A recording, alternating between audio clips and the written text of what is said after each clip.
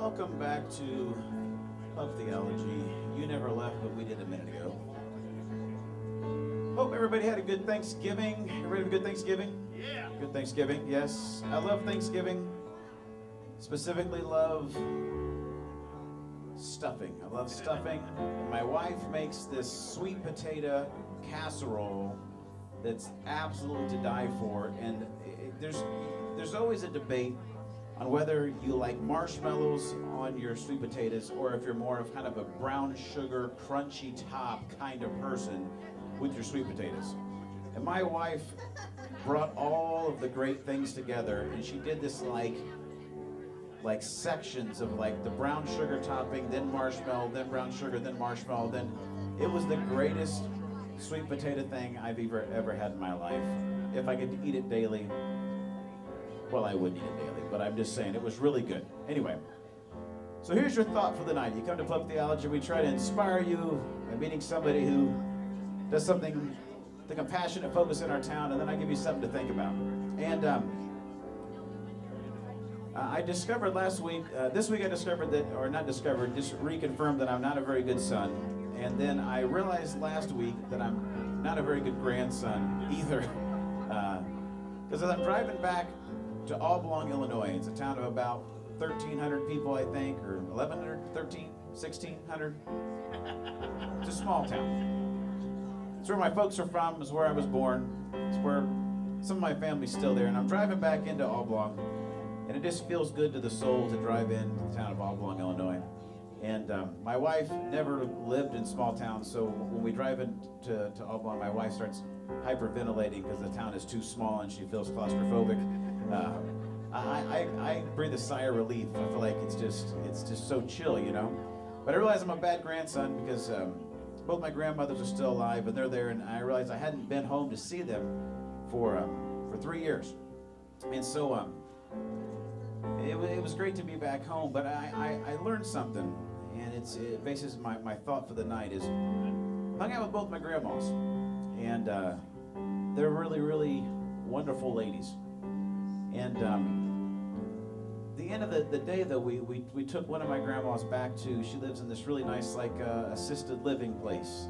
Not like a nursing home, but like a really nice place. She has her own apartment and stuff. And I'd never been there to see that place. I don't know about you, as you get older, you know, you have these childhood memories, these homes, right? Like, where, like, that's like my grandma's house. And this was the first time going back home where, like, I couldn't go to grandma's house, right? Because now she lives in this place. And so we hang out and we take her back. My dad and I drive back and take her back to her home, and she gave us a tour around the place. And she, it's the first time I could tell, like, my grandma's starting to kind of, like, mentally, she's not as sharp as she was, and it's physically, she's not as sharp as she was, and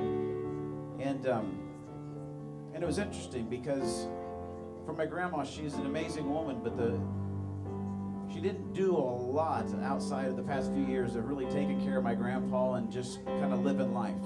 And then I was around my other grandma. They're about the same age. But my other grandma, I found out she goes over to this hospital a couple times a week with her sisters, and they do like an old lady workout, which I would love to see what an old lady workout is.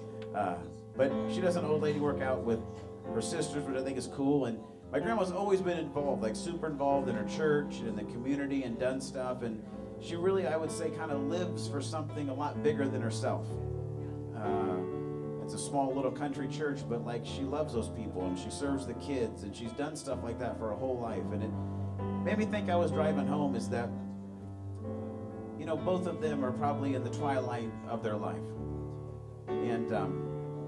And just watching the way they live that, and I thought to myself, you know what, it seems like whether you're in the twilight of your life or it's the season you have right now, that maybe it's important to take care of yourself physically, right? Maybe it's important to actually do some things to keep yourself physically fit. But then maybe it's also a good idea to make sure you're taking care of yourself mentally. Like, here's a question for you. Like, when's the last time you read a book or something that made your mind think? And I think it's important, honestly, that you take care of yourself spiritually. That's the common denominator with both my grandmas, is that when they check out of this world, they have a relationship with Jesus. So they get a pretty major upgrade. So It's not necessarily about eternity for them, but quality of life now. It's important to take care of yourself spiritually, but it's also, I think, really important you take care of yourself emotionally. And by that I mean, are your emotions in your life filled up with anything more than just your problems? Do you live for something emotionally, anything larger or bigger than yourself? You got to meet Brendan tonight, who in his life allowed himself emotionally and physically and actually spiritually and mentally to be impacted by hunger of other people, to the point where he changes his job and gives a year of his life to join this mission. And this guy John Williams, that started this food rescue thing, allowed himself emotionally to be affected by the plight of other people. And now we're talking about millions of meals that are going to people who aren't going to eat. And so someday I'll be an old man, and I've got a patch of gray hair right about here. There's about 10 hairs. They keep multiplying and getting friends.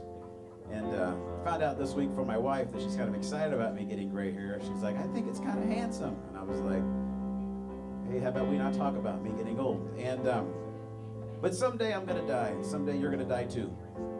And hopefully for you it's many years from now. Hopefully for me it's many years from now. But it could be tonight.